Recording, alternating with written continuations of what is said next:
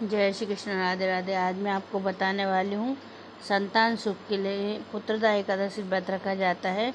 इसकी पूजा विधि, शुभ मुहूर्त और कौन सा मंत्र पढ़ने से संतान की प्राप्ति होती है। और पुत्रदा एकादशी जिस नारी के यहाँ संतान न हो, अगर वो व्रत रखती है तो संतान प्राप्ति के योग बनते हैं।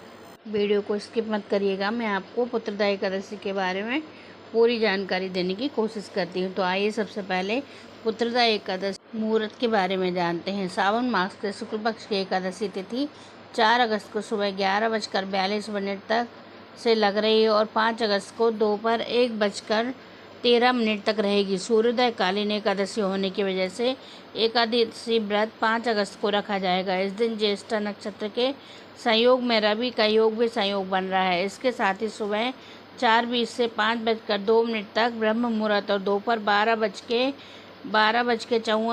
तक अभिजीत मुहूर्त रहेगा, जो उत्तम मुहूर्त माने जाते हैं। ये सब कार्यों और पूजा पाठ के लिए अनुकूल माने जाते हैं। अभी हमने जाना मुहूर्त के बारे में। आप जानते हैं पुत्रदा एकादशी व्रत की पूजा विधि। भगवान श्री विष्णु की कृपा बरसाने वाली श्रावण पुत्रदा एकादशी के व्रत को करने के लिए व्यक्ति को इस दिन सूर्योदय से पहले उठकर दैनिक कार्यों से निवृत्त हो जाना चाहिए। इसके बाद तन मन से पवित्र होकर एकादशी व्रत को विधिपूर्वक करने का संकल्प लें।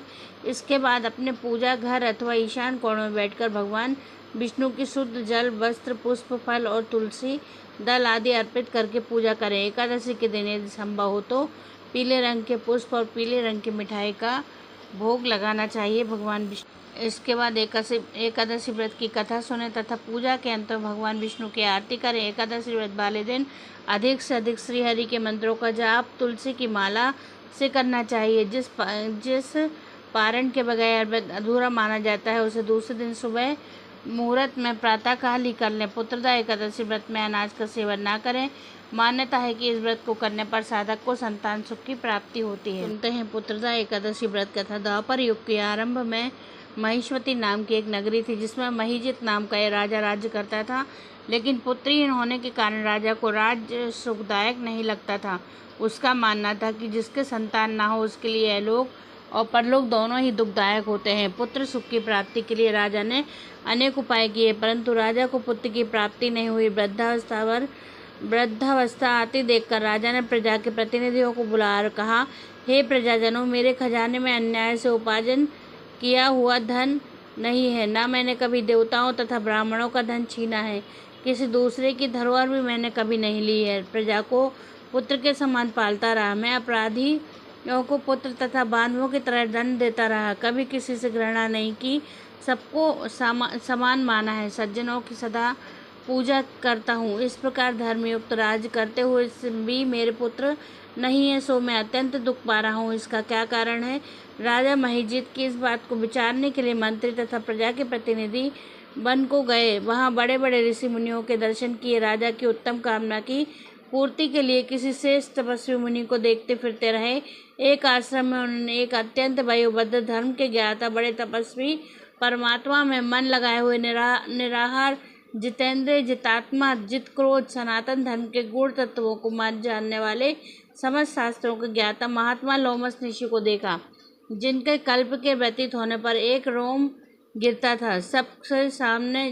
सबने जाकर ऋषि को प्रणाम किया। उन लोगों को देखकर मुनि ने पूछा, आप लोग किस कारण से आए हो? निसंदेह मैं आप लोगों को हित करूंगा। मेरा जन्म केवल दूसरों के उपकार के लिए हुआ है, इसमें संदेह मत करो। लोमस ऋषि के ऐसे वचन सुनकर सब लोग बोले, हे महर्षि, आप हमारी बात जानने में ब्रह्मा से भी अधिक समर्थ हैं। आप हमारे इस संदेह को दूर कीजिए। महिष्मतीपुरी का धर्मात्मा राजा महिजित प्रजा का पुत्र के समान पालन करता है, फिर वह पुत्रहीन होने के कारण दुखी है।